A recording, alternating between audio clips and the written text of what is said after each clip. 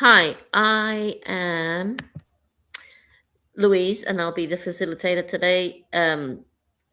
Eracism is the slogan of the group Erace, which was formed in New Orleans in the summer of 1993. We seek ways through person to person communication to show that we are committed to treating all human beings with love, respect, empathy, compassion, and humility. Erace is an organization that does not espouse any political party, and we have no religious affiliation. We believe in acceptance of all people, and no personal attacks of any kind will be tolerated. We come with the intention to listen, learn, and not to argue. The land acknowledgement. We begin today by acknowledging that what we know as the United States is the ancestral, unceded territory of many indigenous peoples, and that there are many more nations and tribes that could be named here. Members of our meeting group today are on the lands of the Chittamanga and Choctaw in New Orleans, the Creeks and Cherokees in Atlanta, the Tonkawan, Lipan Apache, Comanche in Austin. I'm going to miss out some of them because those people are not here. We thank their ancestors for being stewards of these lands through the generations and through today. We need to protect and honor the history and people of these places. Despite centuries of colonial theft and violence, we should always remember that we are still on indigenous land, and we will always be on indigenous land. Format of the meeting, let me see, we're all old hands at it. But if you want to get on the list, you raise one finger, please wave it around, or put your icon of the hand up on your screen. Everyone has 2 minutes to speak. If no one has spoken by the end of the meeting, they will have 2 minutes, but if everyone has spoken, you will only have 1 minute. If you have a clarifying question, raise 2 fingers. There's 2 questions allowed per speaker.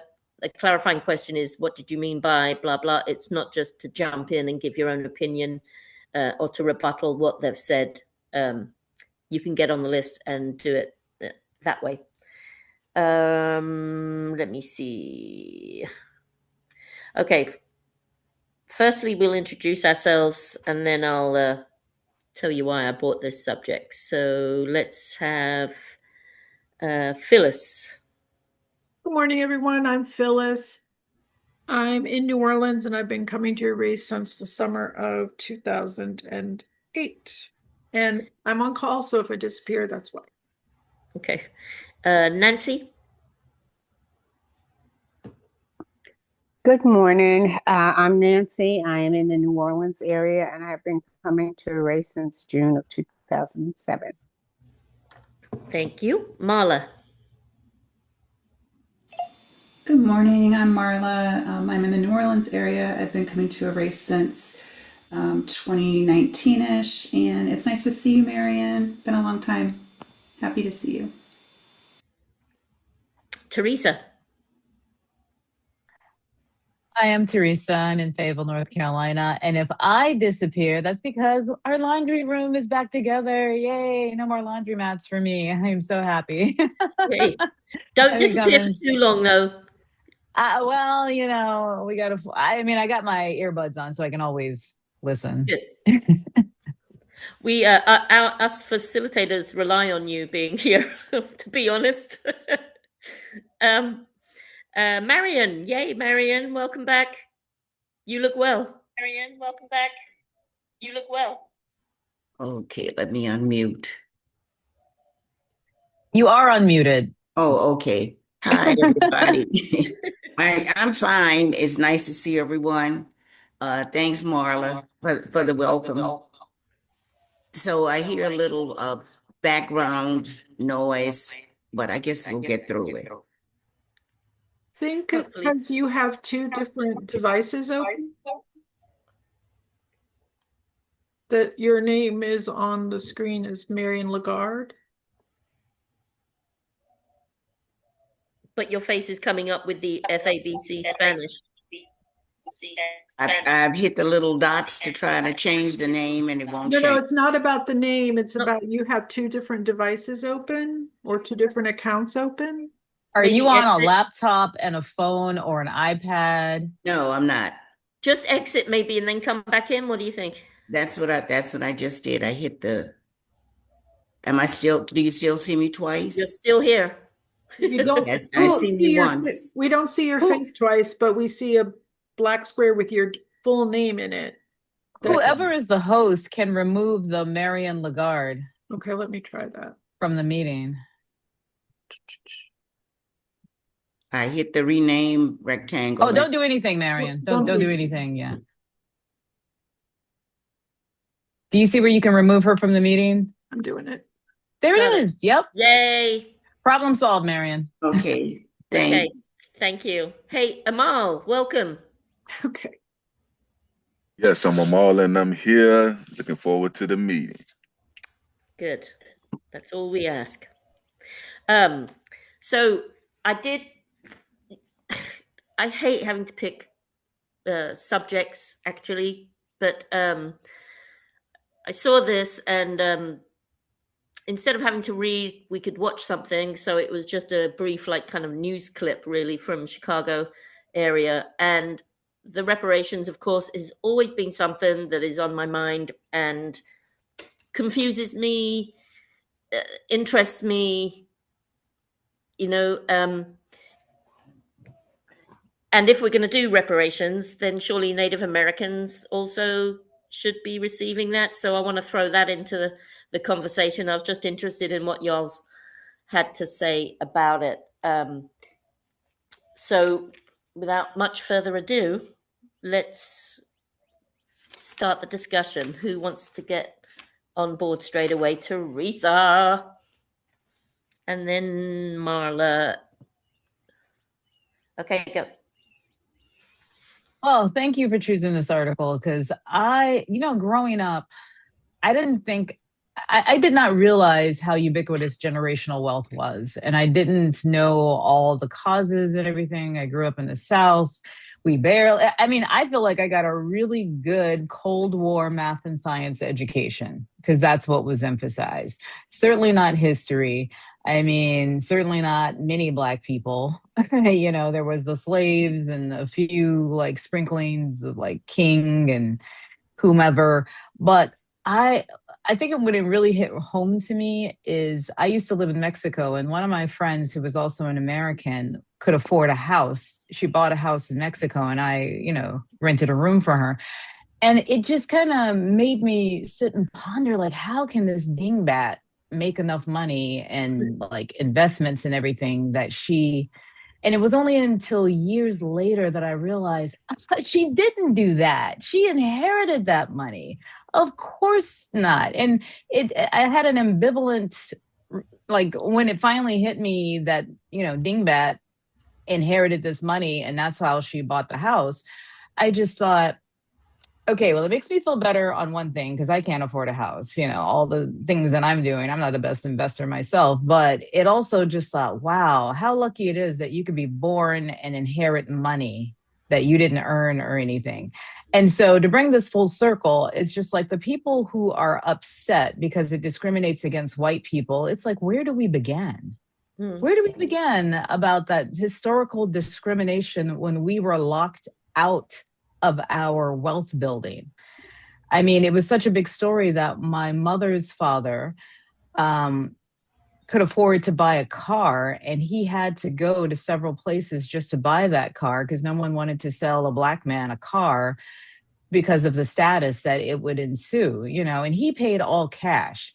I have bought 2 brand new cars in my life, and both times my father had to be the co-signer.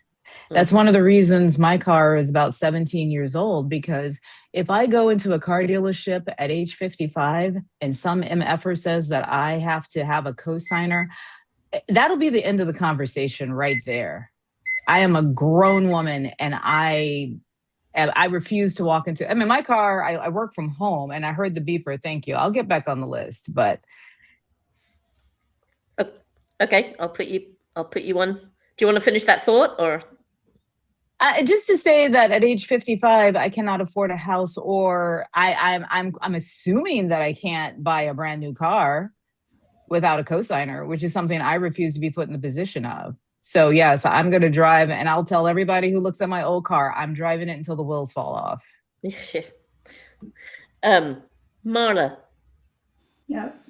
This is just mostly anecdotal, but I lived in Evanston from like 2000 until 2002. My ex-husband did his residency there, and that was where I had my first nursing job. And I just would like to go on the record saying, well, it was a lovely place to live. There was so much like liberal elitism, if you will, that it was just teeming with folks who were this way. So no surprise that there is pushback there. I don't think anybody is, but I just wanted to throw that in. And then I was looking a little more at like what they're currently doing as far as reparations in Evanston or what the results were. And I can't remember if the original article said this or not, so forgive me if it's repetitive.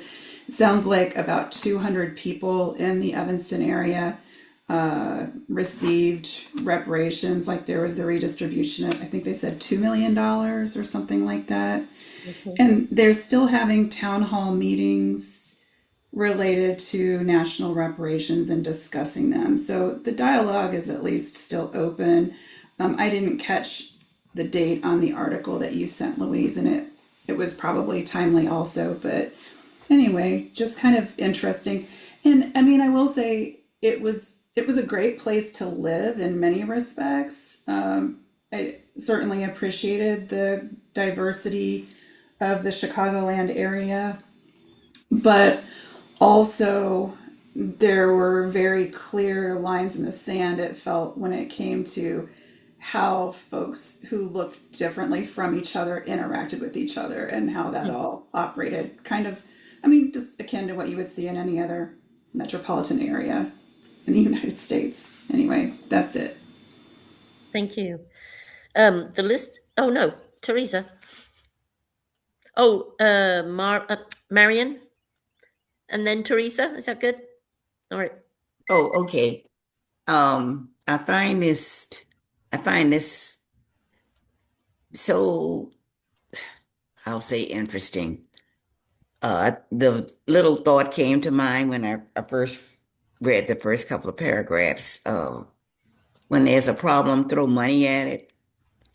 And I thought you could fill a 12-room house from the floor to the ceiling with $100,000 bills, and it wouldn't be enough to compensate the hellishness that Black people went through and are still going through in some instances.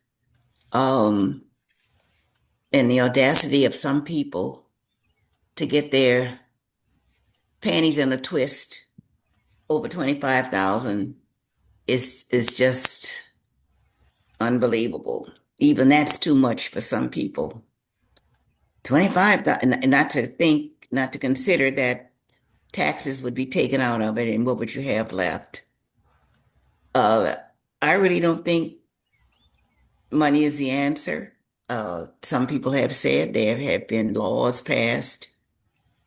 There have been all kinds of methods, tactics, strategies used to make up for the injustice, the cruelty, the nastiness of what was done to people of color in this nation, and that includes the Native people who had been here for eons. So, it's just something to continue thinking about. Something being done is better than nothing being done at all. But I don't think money is the answer. We have to continue striving toward treating one another as we wish to be treated. We're all human beings. We all have feelings. I just think money is not the answer. Thank you, Marion. Teresa.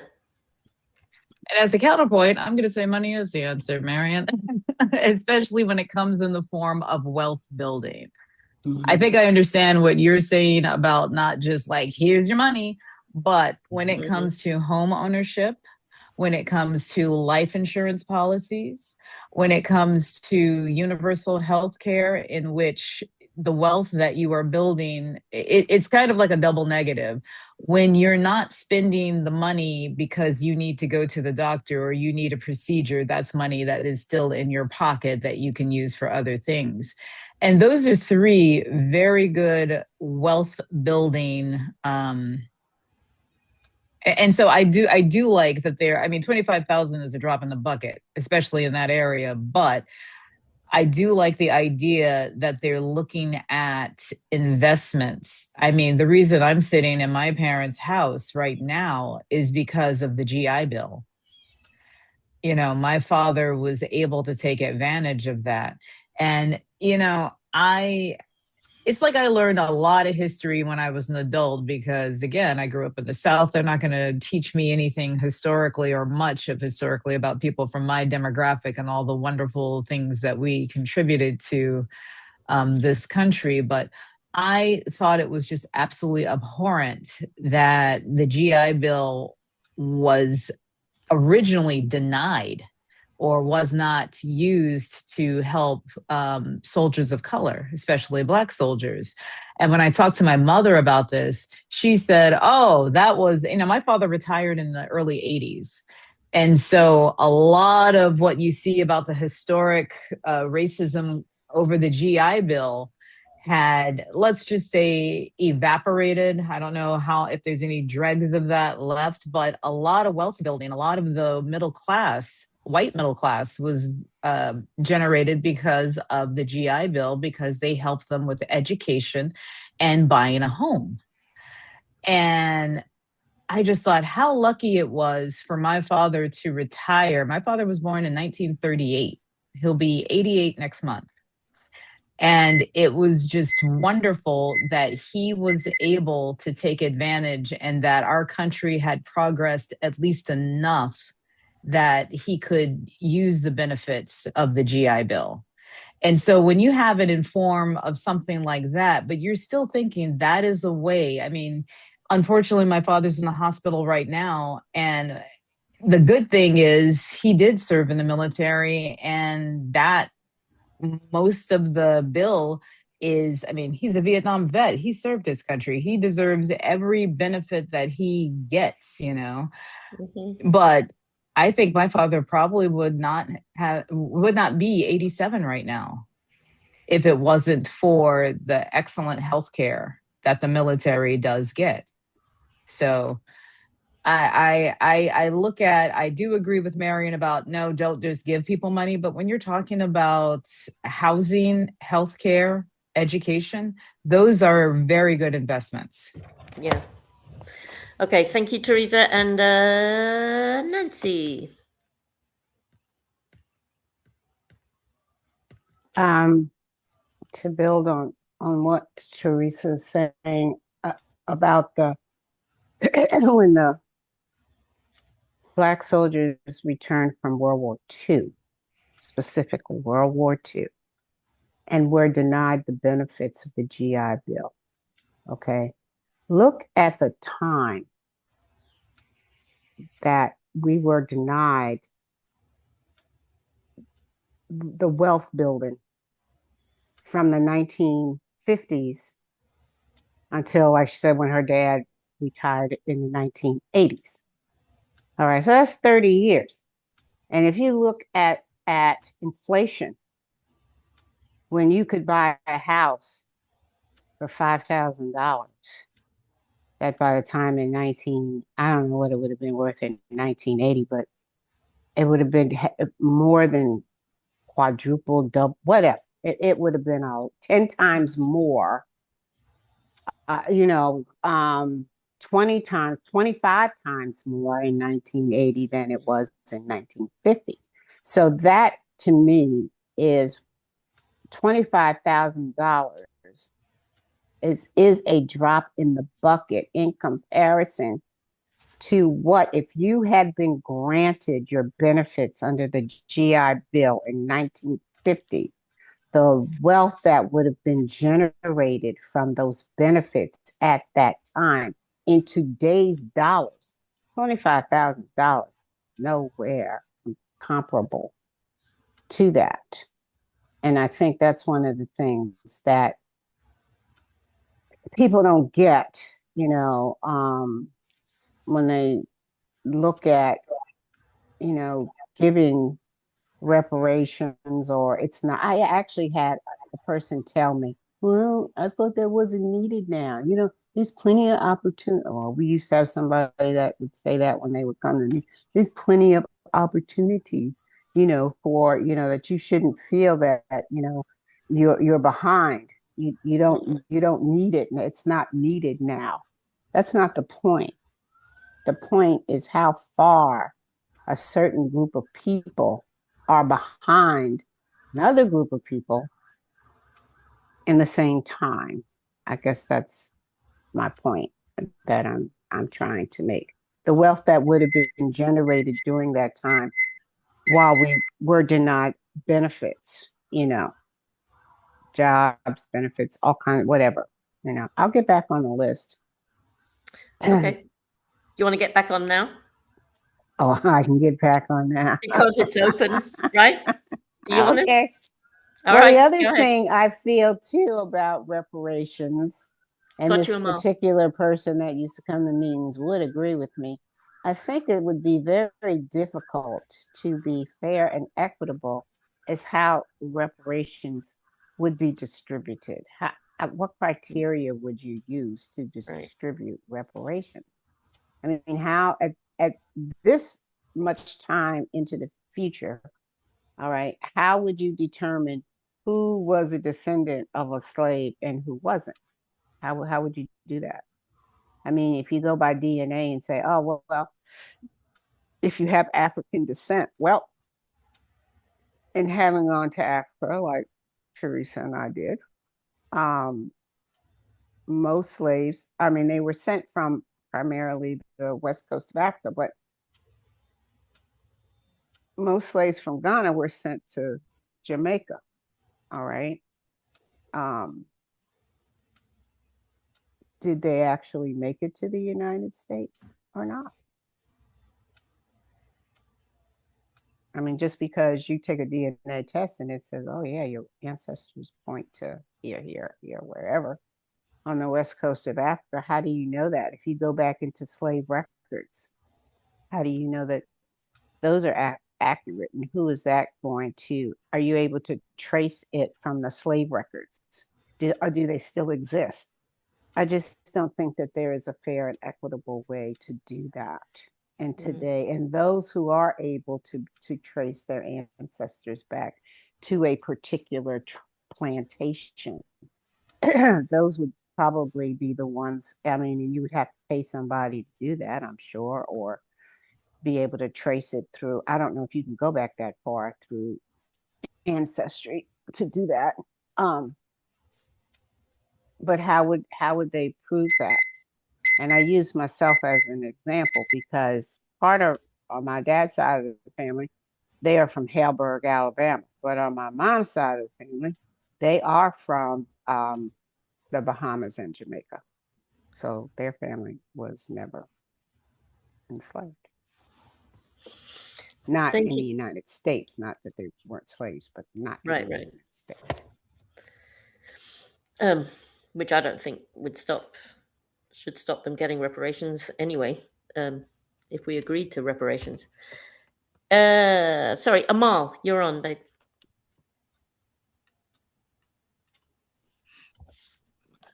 Yeah, the conversation about reparations has always been an interesting one when it comes to African people in the diaspora, because this was never a conversation about how we gonna pay it, who we gonna pay it to, or how much the payment is going to be. And this wasn't a conversation when other people receive reparations. But when it comes to the African American, it gets very unique because everybody is like a few people just said, well, we don't need it. The Civil War was fought by, to free slaves. Isn't that enough? Every possible argument one could think about that has ever been said from white people, I've heard it already. And I think the point gets missed is that it was promised. That's the funny part. We wouldn't be having a reparations conversation today if the people who it was actually promised to, the promise wasn't reneged on. You were guaranteed 40 acres and a mule.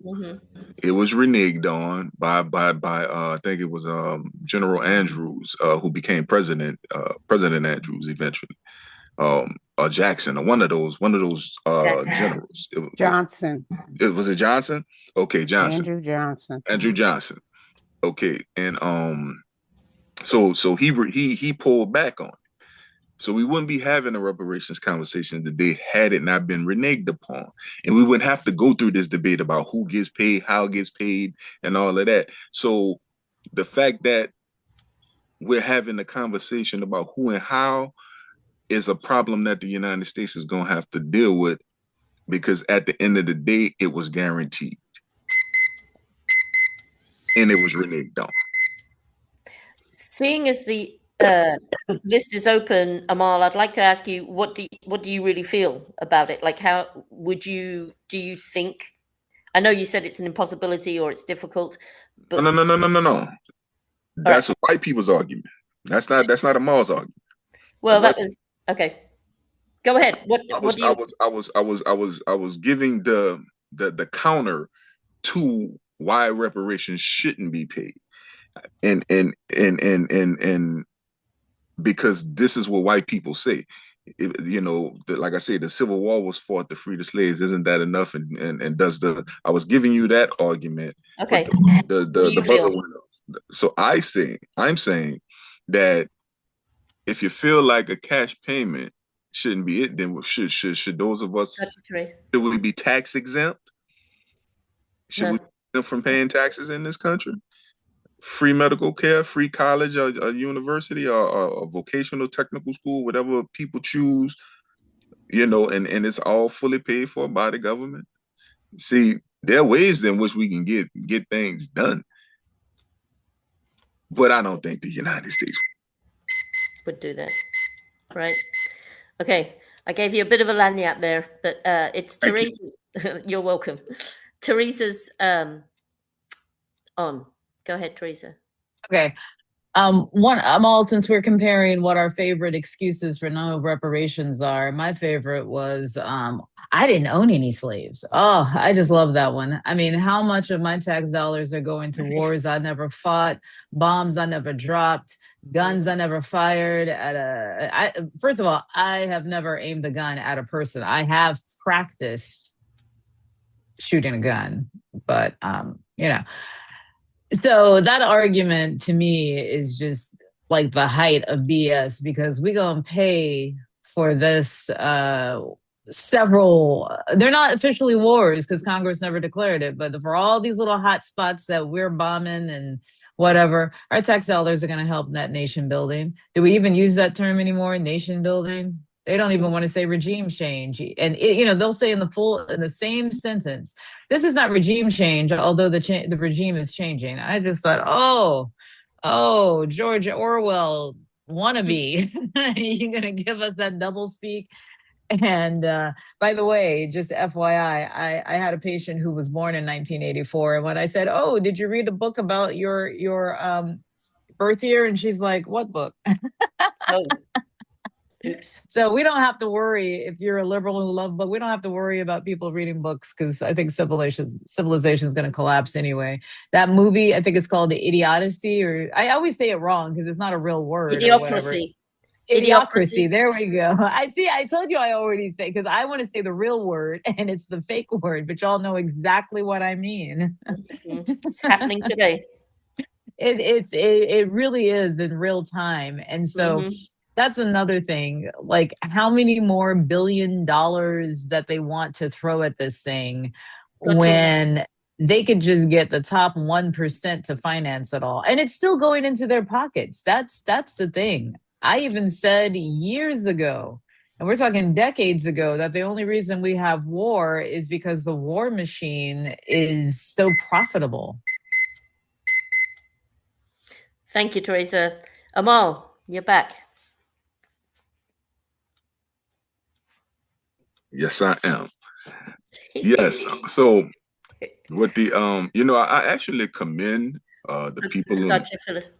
the people in Chicago and Illinois for at least willing to have a conversation about reparations. Because there's some places you bring reparations up and they don't even have a conversation about it. I can't remember the congressman from Detroit who put the reparations bill on the floor, and the reaction that he got was just absolutely amazing. I think it was Congressman Conyers. He's from Detroit. I can't remember his name, but it was a congressman from Detroit. And when he put the reparations bill on the table, like I said, the reaction that he received, it was like, "Oh my God, I dare you. Who are you to think that you could just come and ask the great, powerful United States for money for the descendants of slaves?" And I mean, oh my God, it was just crazy. But nevertheless, he did, and nobody was even willing to have a conversation about it. Just a conversation. Nobody said nothing was going to be done. Nobody said nobody was getting anything. It was just a simple conversation, and the United States didn't even see itself as worthy of doing that. So, like I said, when it comes time to paying everybody else, no conversation needed. Japanese, some Native American tribes, um, and the Jewish people from the Holocaust. These weren't conversations. And to Teresa's point about I never owned a slave, the reality of the matter is there were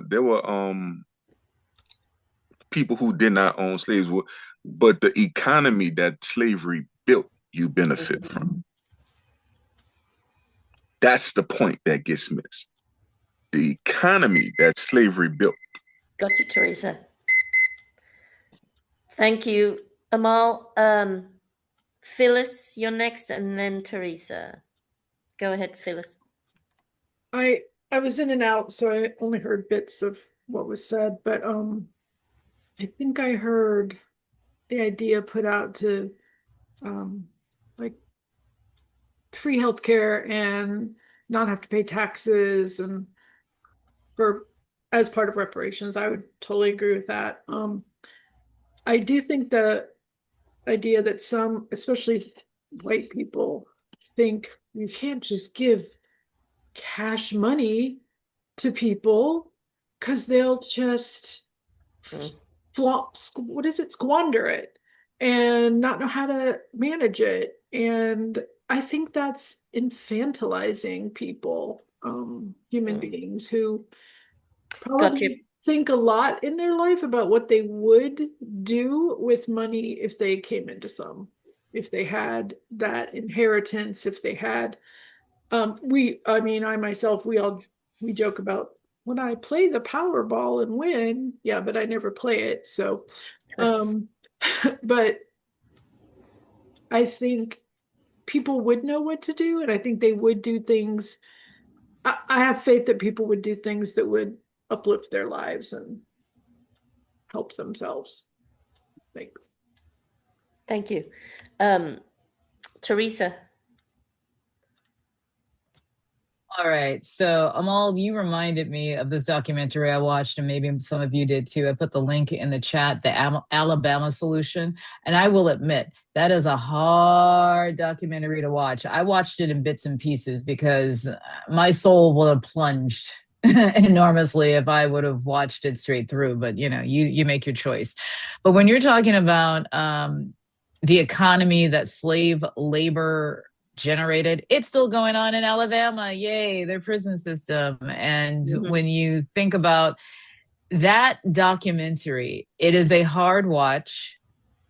I feel like I just gave you your trigger warning. It's about the prison system in Alabama. But when you look at why it's really hard for these inmates to be paroled. They are the generators of wealth for the governor. They literally keep the grounds and they do this and sanitation work and that and whatever. And it's like youths can and that's one of the points that they made. The movie, the documentary makes several points, but one of the points they made is like they don't want to parole us because there goes their free labor. That's how they balance the books or whatever. So, Amal, you need not talk about slave labor in the past. It has gone to the prison systems and it is still being done. I'd be very interested to see the result, but I mean, it is just I never liked Kay Ivey anyway, and that documentary just brought it home.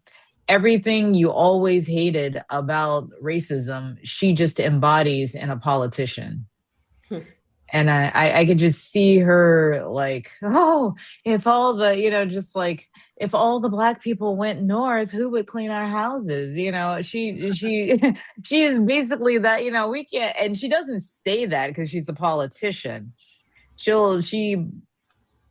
politicizes and whatever, but just again, if you were never a fan of KIV, you would just like, uh-huh, and there's another reason, and there's another reason. But it's amazing how they can be out in society interacting with children. You think, oh, these big black men, blah, blah, blah. They can interact with children when they got their prison suits on and they're doing free labor, but to parole them so they can be your neighbor, oh, no, no, no, no, no.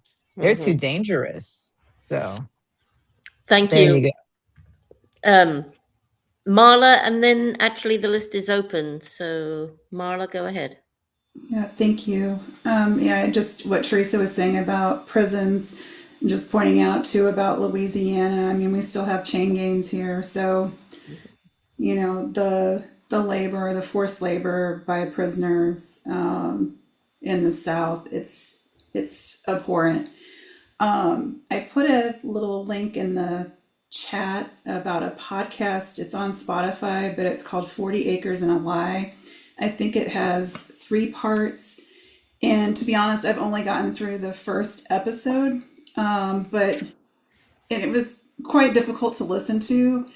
There is one part where there is a white family, and I believe I want to say it's in the Carolinas. I don't remember though. And sitting on a whole load of land that does not belong to them. And each time they are confronted with very direct questions from the person doing the interviewing, they have to turn off. They ask to turn off the recording because it brings such discomfort to white people to talk about these types of things. It's just anyway. It was quite enraging to listen to parts of it. And the other thing I wanted to point out, and I know I talk about it a lot, but mutual aid is one way that white people can do reparations to some degree. And again, it's not ever going to be enough, for sure, but the notion of giving money freely, like Phyllis was talking about, without policing what happens to it. So if I give you money through mutual aid, if I decide to commit to giving you $100 a month, $150, whatever it is, $20, I mean, anything, I really shouldn't care if you go and you smoke it up or if you buy a steak for your family. Like the notion that folks who cannot afford XYZ should not have nice things. I'm so sick of white people having that mindset. Anyway, that's it. Rant is over for now.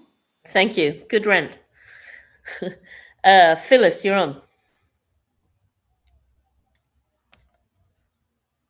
To piggyback on what Marla was saying, I have been to Angola and being driven from the gate to some of the facilities there, seeing the men in the fields, working or being walked along the roads with guards on horseback, you know, keeping them under control. That was disturbing. But also here in New Orleans, part of the cleanup crews post Mardi Gras parades are prisoners from Orleans Parish Prison. And along with the regular sanitation crews and the street cleaners. And I don't if they get paid anything for that, I imagine it isn't a lot. Or if there's privileges or what, but still, it's disturbing to see. Thank you. Yeah, I should imagine what you witnessed, Phyllis, at the prison was like a time machine going back in time, right? Okay, the list is open. So if anyone would like to hop on, that would be wonderful. I ran back up. Do you want to get back on, Teresa? Yes, Yes. if I Okay. can. I had to get my laundry. Yay, I got a laundry room back, y'all. So Phyllis, what I think I remember from the Alabama solution is that those prisoners get about $1 or $2 a day for what they're doing. Very affordable, which kind of brought me to how the United States really doesn't manufacture anything anymore. And I just thought, boy, I bet, just because the evil's out there. If I were an evil genius, I would figure out a way that prisoners can make these iPhones. I really would. I would not depend on China anymore. I would try to, and then boast about, oh, this is made in America. And then just see how many of us will be conflicted. It was like, well, it's made here, it is cheaper, and we're not. How do we bring back manufacturing cheap? I mean, we can't even do it because the infrastructure isn't there. But this is my prediction. Some evil genius is going to do that. Is going to do that with prisoners. They're going to start it with prisoners because that's the only way it can be as dirt cheap. That's one thing I thought of when I was watching the Alabama solution. I was like, somebody's going to figure out a way for prisoners to make all these electronic devices. The second thing I was thinking about when you talk about reparations and how that podcast, 40 Acres and a Lie, and how the recording has to be turned off because white people are too uncomfortable. Well, one of the things, and I will give a big applause that white people will do, is that they will cancel their Disney prescription. That's something that brought Jimmy Kimmel back. If you're not even a fan of Jimmy Kimmel, that you should be proud that he is so popular, and just the idea. I mean, when you can agree with something that Ted Cruz said, it's like, whoa, okay, I'm gonna say this once, but I agreed with what Ted Cruz is like. The FCC should not be coming after a talk show host, and he, whatever. But I'm thinking, okay, I'll let white people cancel their prescriptions. I'm going to keep mine because that's the only reparation I'm going to get out of them. Honestly. And that sounds very racist, but it is true, Marla. I have heard this all my life. Oh, you just want to teach about Black history to make white kids feel bad.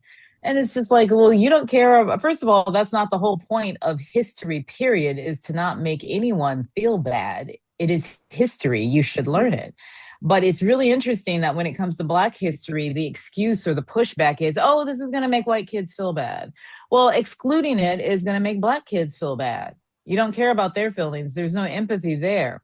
But, when it comes to, oh, you're going to cancel and there are things, I haven't walked into a Target or a Walmart for pretty much since the Orange Menace came back and said, oh, we're going to get rid of DEI. My money has not been spent there.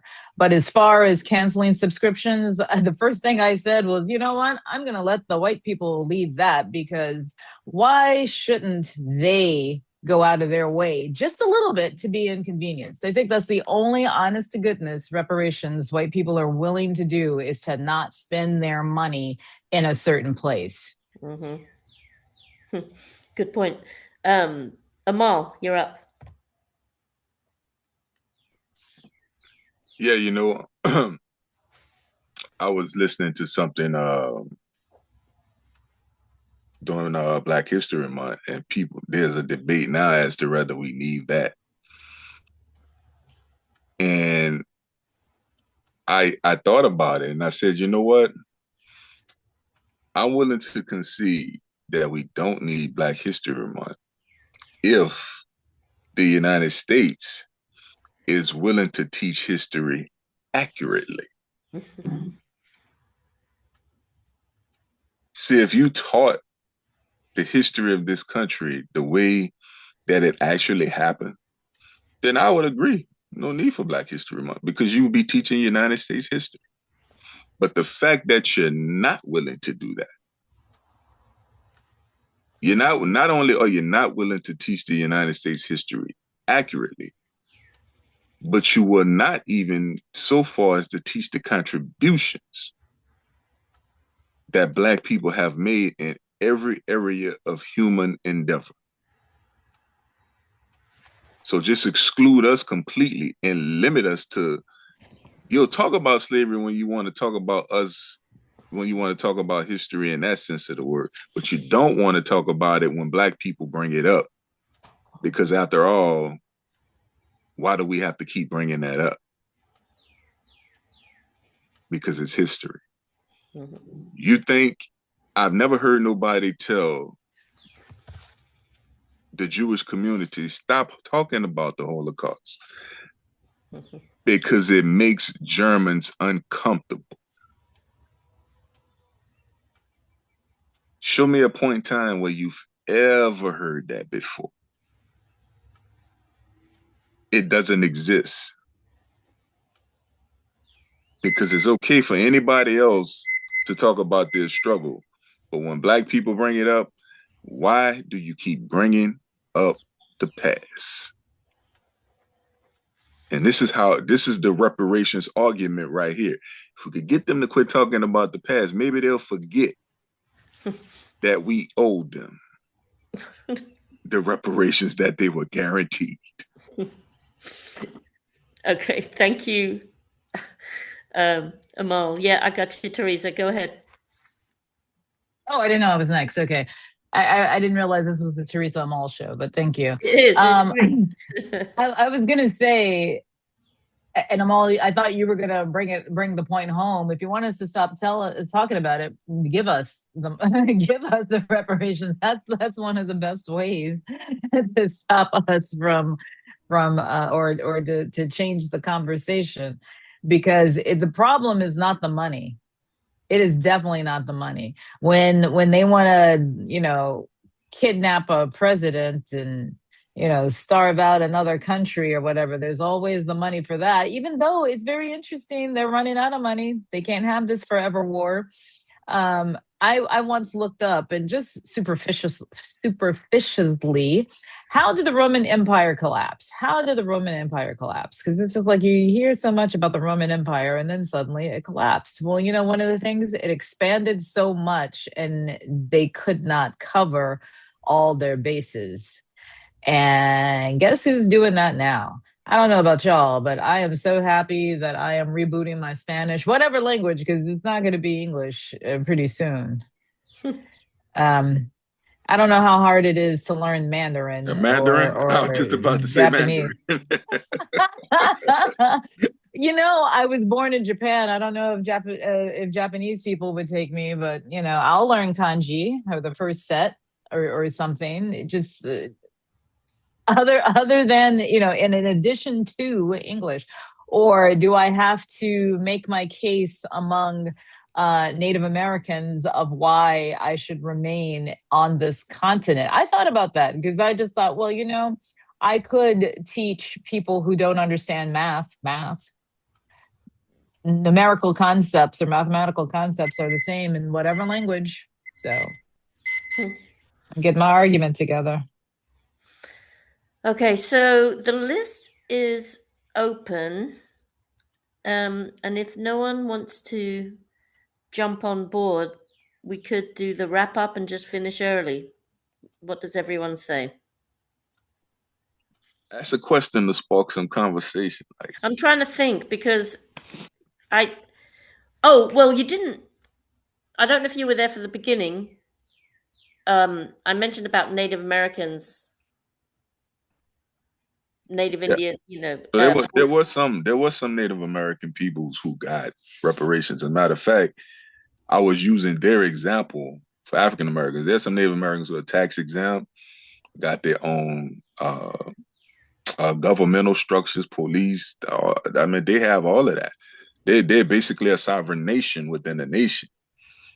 And so I make that same argument for African Americans, like because and this has been an argument that some African Americans made during the 50s and 60s when people were talking about integration. It was like, no, we don't need to integrate. We need to desegregate, but we don't need to integrate. And I think a lot of people don't know the difference between desegregation and integration. Desegregation is basically, look, I'll stay in my respective neighborhood and you stay in your respective neighborhood, but the governmental structures of of of of white water fountain, black water fountain, you can't go here and you can't go. Those things need to be dismantled. Versus, I leave my neighborhood to come and shop in yours, and not a money that would have been otherwise in my neighborhood is now in yours, building the wealth in yours and excluding wealth from mine. So there's always been this argument like that for African Americans. So that's the argument I'm making. Like, hey, you don't want us to participate in your government, then just leave us alone. We'll take our portion of the country, and we'll build it up like the Native Americans do, and just we won't have to pay the United States any taxes. We won't have to pay. We can go to school for free wherever we choose and things like that. So there are think tanks out there on how this thing can be done, but once again, nobody's willing to listen. That congressman out of Detroit, his name was John Conyers, who put the reparations bill on the table. I got you. And so if we're willing to sit down and have a genuine conversation about it, it can be done. But once again, who's willing to listen? I got you now. All right. Oh wait, you've still got nope. You don't have any more time. Okay, Teresa, and then Nancy. Go ahead, Teresa. The only thing, if Black people did that, like had our own sovereign within the United States, then everybody's going to want that. I don't think there would be a United States. And what would be interesting is that there is a very, very strong mentality of, I see it, I want it, it's mine. And if you can't defend it, then it was not yours to keep. So that mentality of it's easier for me not to have the intellectual capacity to set up this thing or to harvest this thing or whatever, but wait until you do it, and then I'm going to kill you and take it. And get, whoever I want or who looks like me to run it. But what I'm going to do, and then I'll call you the savage because you wanted to defend it because I just came in there and took it. But I'm not the savage. Whatever the colonizer who comes in and brutalizes people, and they don't call it genocide, they call it, whatever euphemism they want, basically coming into somebody else's, I won't even say neighborhood, because you're not describing a neighborhood. You're describing something that is a sovereign nation, land, whatever, and building up. And no one, and this is why I'm hesitant on this, because no one is going to look at another demographic who looks down upon them and then say, wow, they did really well for themselves. Congratulations, y'all. You did really, you said you wanted to be away from whomever and whatever, and you built this up. Bravo to you. Kudos to you. Your kids are healthy and happy and educated and everything, and wow, you're doing really well, we're gonna take you as an example and try to do that here. No, I don't. I guess I don't believe in humanity that has a, I mean, that's setting up a us and them situation instead of a we situation. That's why I don't trust it. And while you were explaining that, not that I mean, that's a great dream, I guess, um especially if it's peaceful, but I just think of Black Wall Street.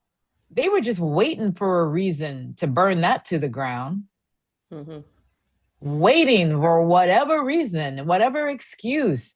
I mean, even if that one little incident that supposedly did everything, that could have been handled so much differently. They didn't have to burn Tulsa to the ground. Mm. Okay, Nancy, you're up. Well, Teresa kind of brought up the point that I was going to make about Tulsa. I mean, it wasn't just Tulsa, Greenwood. The risk that you run when you do that, because there have been other areas in cities. The one I grew up in, Orange, New Jersey, where there was this little section of town, was like the black section of town, where the black school where the majority of everybody went to kindergarten together, all the way, through high school or whatever. And they had their own grocery stores and their own Y, and all in this one little section. So what they do, they came and put a highway through it. I mean, that's the other thing. Or Claiborne Avenue came and put I-10 through it. They came and Mm-hmm. put 280 through it. I mean, I mean, it's not that we have not had the capacity to do that, and the ability to, come together and form our own community, self-sufficient community for the most part. Um, and then, okay, you all are getting you're doing too good. So let's put a highway through it and disrupt it. And now you got to start all over again. I Mm. mean, history and time has proven that. And that was like my point. Good point too. Anyone else wants to get on the list? Phyllis, go ahead. Okay, go ahead, Phyllis. I'll say Phyllis so. and then Amal, yeah? Well, I just want to say the Native Americans, despite having their own sovereign nations, don't have it that great. They live in extreme poverty. They're, in a lot of cases, there aren't addresses in the reservations. And I don't know if individuals get tax exemption. Maybe the tribal group does. And then, I don't know how much the casinos trickle down to all the people. So I would be careful about that kind of reparation from the United States government. It wouldn't really be that uplifting or help people get out of poverty. That's all. Thank you, Phyllis. Amal. Yeah, I agree with what everyone said as far as places like Tulsa and Rosewood and so on and so forth. We did have those things. This is where I was talking about the difference between integration and desegregation, because a lot of those places weren't destroyed because of racial violence. They were destroyed because we chose to integrate into other societies that weren't our own. And the infrastructure that we build in those neighborhoods begin to dismantle.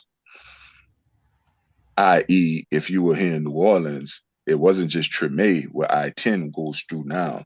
There was a place called the street is called Aretha Castle Haley now, but when I was growing up, it was called Dry Street. Dry Street was a very vibrant black uh, uh, metropolis, if you will, where everything you needed, if you were black, that's where you went. The shoe repairman, the seamstress, the baker, um, whoever. was on that street. And what happened? Canal Street opened up to integration, and we chose to go down there and spend our money.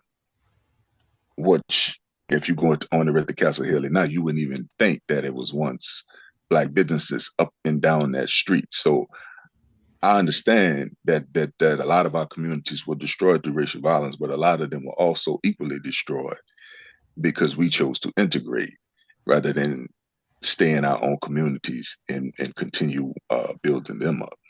So, two things could be true at the same time. So I just want to make that point. That Okay, thank you.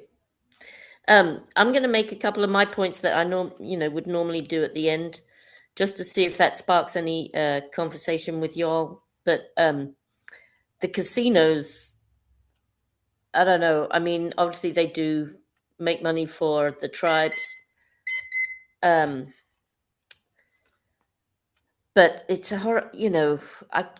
Gambling, sadness, people spending all their money in. I don't know. It just seems like such a sad. I'm so sorry that it went that way. Could it not have been something else? And sure, I'm sure that like some of the money doesn't trickle down. Anyway, the casino bit is very confusing to me. Obviously, wealth building is essential, and like you've all said, free education, small businesses, free funding for small businesses, um, very low interest rate for mortgages, or who knows? There's lots of things we can do for sure. What else have I got written here?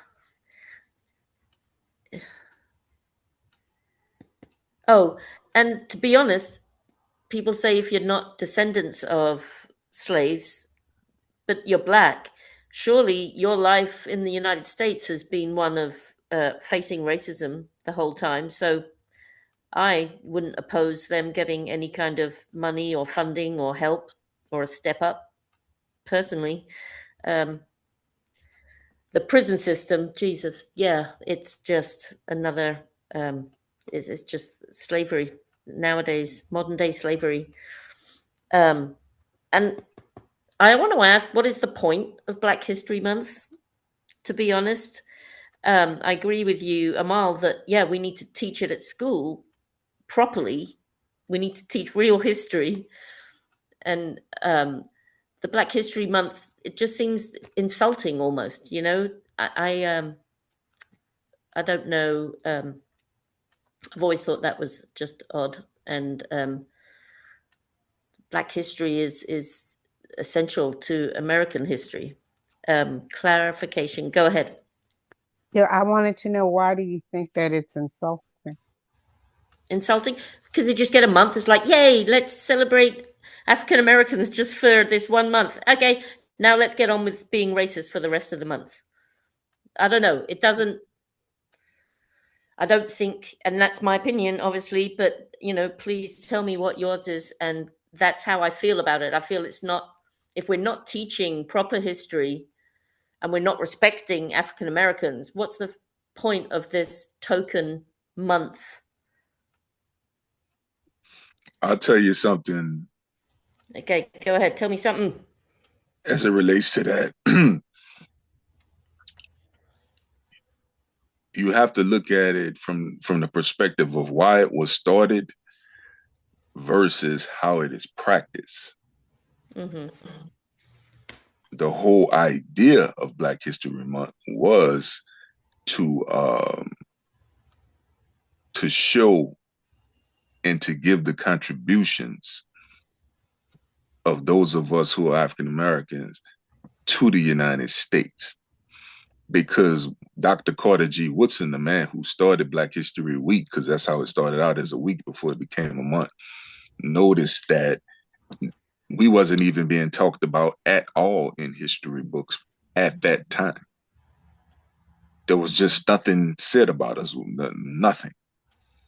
So he started that to show the contributions that we made to the country. Now, fast forward, to today, has it become commercialized and marketable and people using it for little tropes?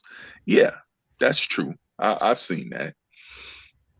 But the idea, it's in its original form, was to maintain. It was to show and to maintain the fact that we made contributions to this country, and we're here, and we're not going nowhere. You made this country. Exactly. That's the spirit of Black History Month versus the marketing and the tropes and Okay. it's been bastardized almost.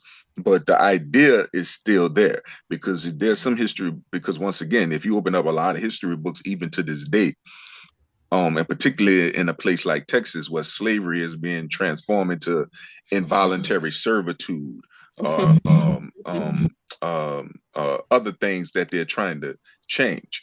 This is why the study of history is so important. That's why I say if the United States taught its history accurately, Mm-hmm. then I would respect the fact that there'd be no need for Black History Month. But because they're not doing that, Right. Black History Month is still important for our contributions to this country. Thank you. Thank you for that. And yeah, I totally agree. And as a teacher, I read some of the books, the history books, and some of them are just like, oh, yeah, the slaves were well treated. They were looked after. And it's just like, oh, goddamn, really? I can't believe this is in this year and day and age that kind of, you know, stuff is being shoved down white kids' throats and they believe it. They will, I risk losing my job sometimes going into anyway. So I think, yep, Phyllis. Well, when you think about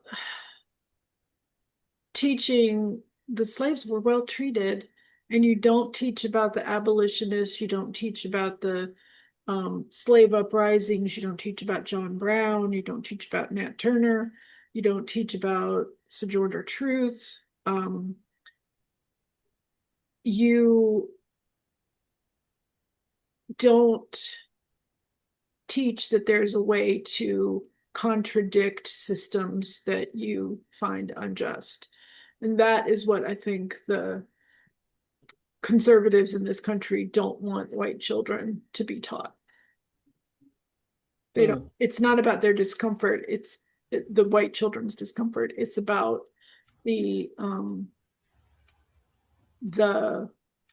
knowledge. They don't want to give them the knowledge that some people objected to it, people who looked like the white kids. Right. And were willing to risk a lot, even their lives, to fight against injustice. Yeah. And John Brown lived in my hometown for a while. There's a monument, there's a house. So I was aware of that from a young age. And the Ain't I a Woman speech was given in my hometown. And there's a plaque to that now. And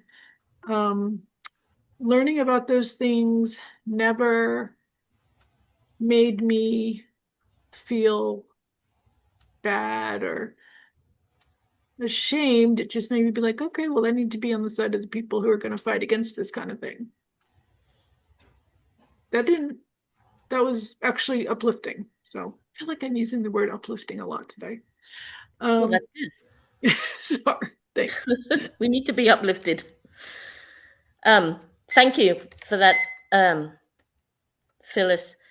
So I think I'm going to go into the wrap up unless anyone wants to have one last 2 minutes, say. Yep, go ahead, Marianne. This will be my 2 minutes, and I won't have to say anything. I don't want to beat you all over the head with it, but I think most of you were here when I shared this book with you. Black people invented everything. So just one more time, I would like to suggest that you put your hands on it. It's very uplifting. I've shared it with people at the church. That some of them were absolutely amazed, as big as that church is. They'd never heard of this, and it came back to me that people were very appreciative, because some of the kids said they hadn't heard about some of these people. You know, they'd only heard about Booker Washington or Sojourner Truth. Right. And it was just wonderful that they had all these mathematicians and scientists and inventors and other people that had made very valuable contributions to not just American society, but to the world. So I'm just bringing it up again as a reminder.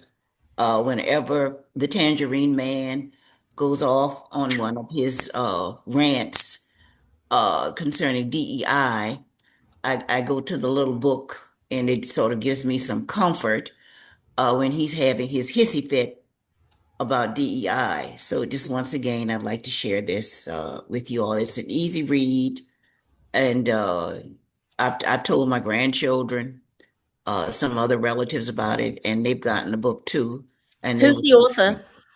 the author is Sujan Das. It's a guy.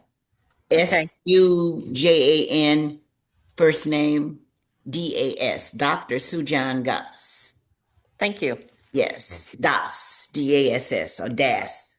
I've written down 3 things now that you all recommended today's meeting. All right. So let's go into the wrap up. And I guess, Marion, you just had yours. Do you have anything else to say? No? Yes? That's it. Just glad to see everybody, and I'm glad we're still having our conversations. Good. So am I. Thank you. Phyllis, do you want 1 minute?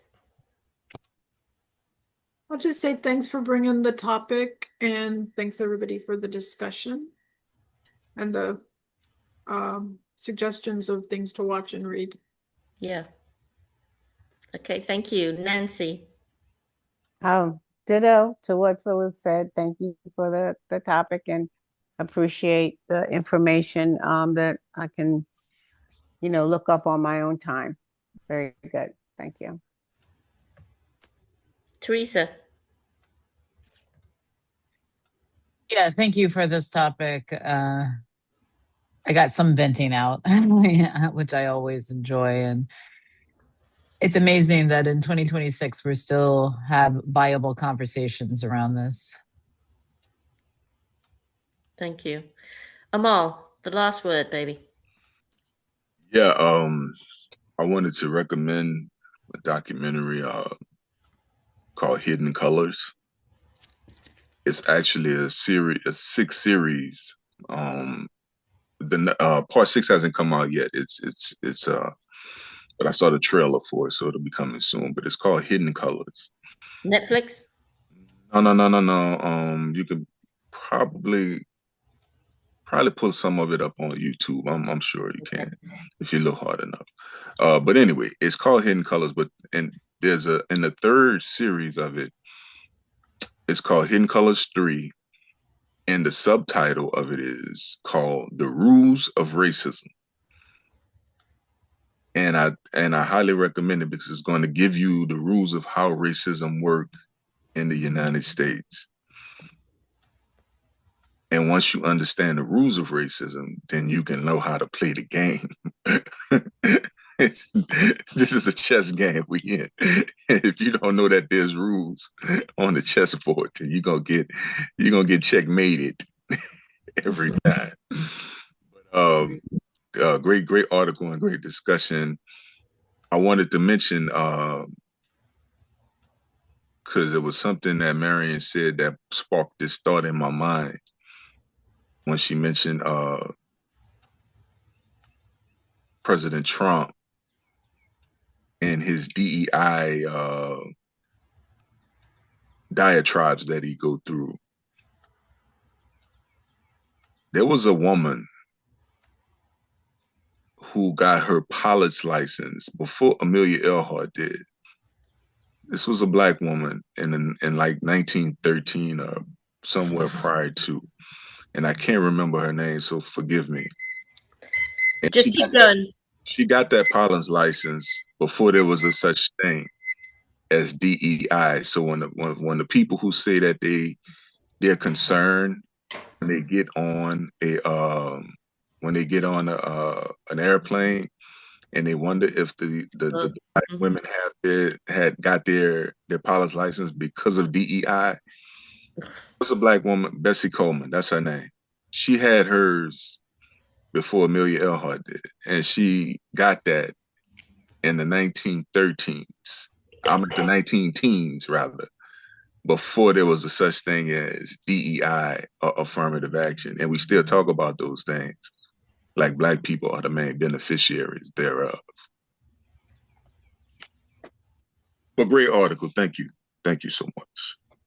Thank you, Amal and Teresa, especially for your inputs and keeping the conversation alive. I don't have much more to say. Obviously, I said that a little bit before, but I thank you all, and I hope you have a great rest of your weekend.